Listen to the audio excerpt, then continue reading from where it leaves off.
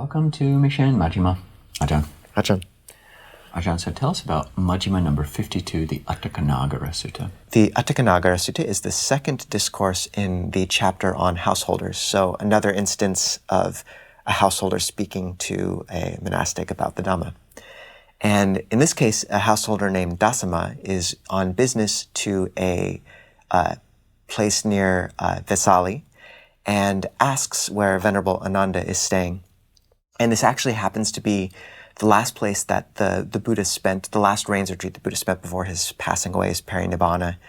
And the fact that Venerable Ānanda does not mention the Buddha, he would have been his attendant, he was his attendant, probably means that this discourse was given after the Buddha passed away. And that's interesting in a lot of ways, actually.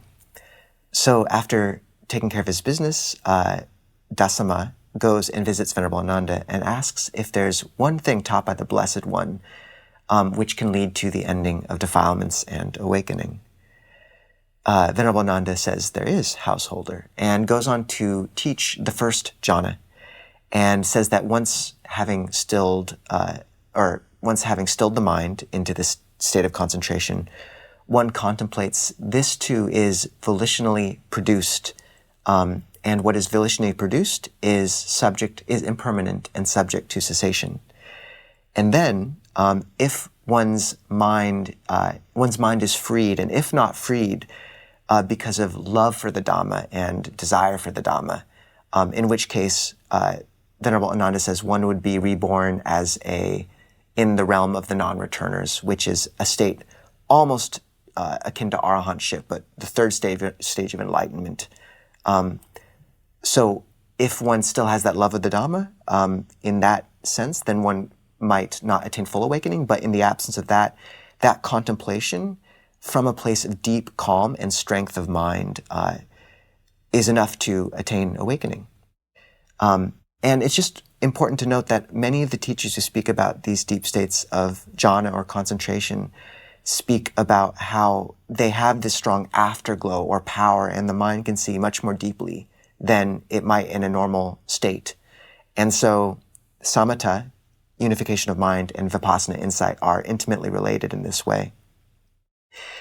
Then Venerable Ānanda goes on to say this is one entrance to the deathless, and then goes on to lay out another 10.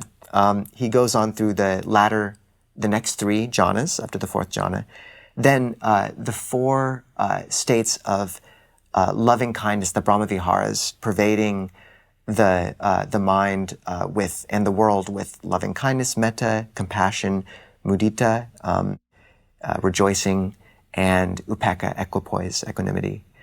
And then he goes on to say the last 3 of those 11, which are the base of infinite space, the base of consciousness, and the base of no-thingness. The first 3 of the formless attainments. So these are all very deep states of concentration, and in each case, one basically contemplates with the strength of mind and calm from that state, that state itself is impermanent, conditioned, and that in each case is enough to bring one to the deathless. Unless, of course, this tie to the Dhamma keeps one in a state of non-return, rather, where there'd be one more kind of a rebirth in that realm. So he leaves out the state of neither perception nor non-perception because it's too subtle to use in this manner. And then Dasama says, amazing, marvelous. I asked for 1 doorway and you gave me 11. That the Buddha, as if you had a burning house and we're given 11 doorways out.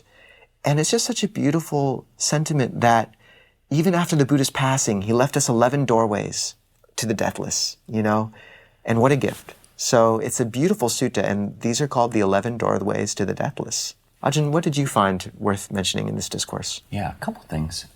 One is these terms which you highlighted as well of Dhamma raga and Dhamma nandi, or desire for the Dhamma and delight in the Dhamma, as being things which do obstruct arahantship, but which actually are supports for all of these other amata dvaras, these doors to the deathless, of all of the jhanas, all 4 jhanas, the 4 Brahmavihāras, and the three of the immaterial states.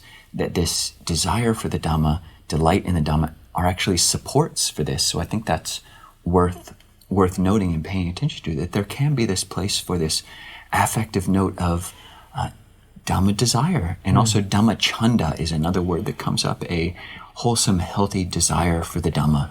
This can be a motivating factor, and realizing the flavor of that, because we can replace our unhealthy, unwholesome desires and delights for sensuality, which are obstructions to jhana attainment, and towards obstructions to the Brahmavihāras, through this desire, delight, joy in the Dhamma.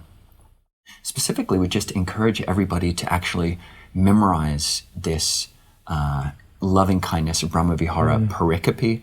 It's in the Amaravati chanting book, both in Pali and English, and it's worth memorizing in both the English version, taking the first person pronoun of I will abide pervading one quarter with a heart, or in Bhikkhu Bodhi's translations, mind, a citta, a mind imbued with loving kindness. Likewise the second, likewise the third, likewise the fourth. So above and below, around and everywhere, and to all as to myself. I will abide pervading the all-encompassing world with the heart-mind imbued with loving kindness, abundant, exalted, immeasurable, without hostility and without ill will.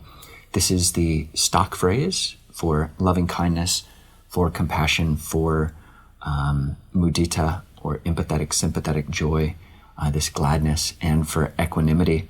And memorizing it in Pali as well is useful, because you find nuances there in the Pali that you don't find in the English. And when you recite something over and over like this, the deeper meanings of that can really come out for each one of us. Like, what are these four different directions? Likewise the second, likewise the third, likewise the fourth.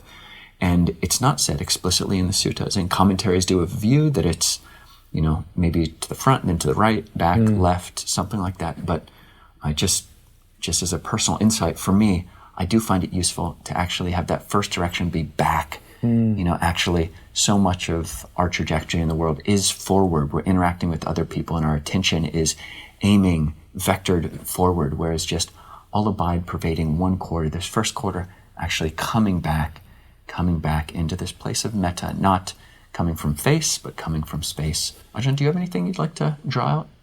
So, just to note the power of these states of calm and unification for insight.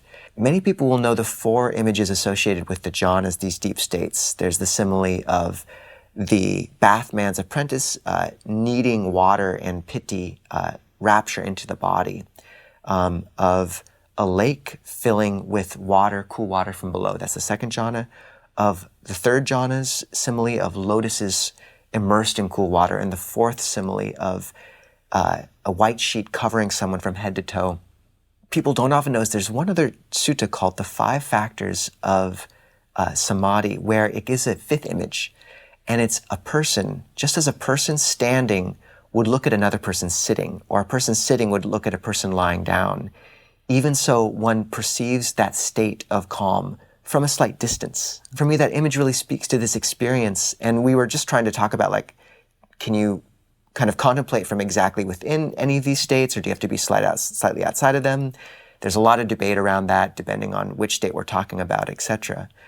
But just the sense that once we've achieved a state of calm, that just as a person standing might look down, as you emerge from these states, that there's the ability to see the mind from a slight distance in that moment, and that because the mind is so strengthened through calm, the body becomes strong through movement, the mind becomes strong through stillness, that it's enough to break one through to the deathless. So I think that's an interesting image to point out, a person standing, looking at one lying down. And just as the tide pools of the ocean are often where the most life and insight can be found, even so this kind of periphery of a jhanic state, I think, can be where a great deal of insight can be gained. Ajahn, what else would you draw out of this discourse? Yeah, just to point out that as the Buddha is reflecting on each of these states, he notices that this is conditioned and volitionally produced. This is why he leaves his first 2 teachers before he attains enlightenment. because their teachers weren't the highest. You reach some of these states like infinite space or infinite consciousness, and it feels like the best thing in the universe. Every infinite space, infinite consciousness, it's fabulous. But then getting 1 degree of remove, like you're saying, this stepping out, this is conditioned, volitionally produced, and it makes you, okay, this is not, this is a doorway to the deathless. It's not yet the deathless itself. So, and Ajahn, what is the word of the week? The word of the week is Ceto Vimutti, which means liberation of mind or heart. And it comes from Ceto, mind, and Vimutti, which has the root much, which means free. So I wish that for everyone, including myself. Yeah, maybe so. Thank you. And join us over on Zoom in just a minute if this is the first time, or see you next week for Majjhima number 53.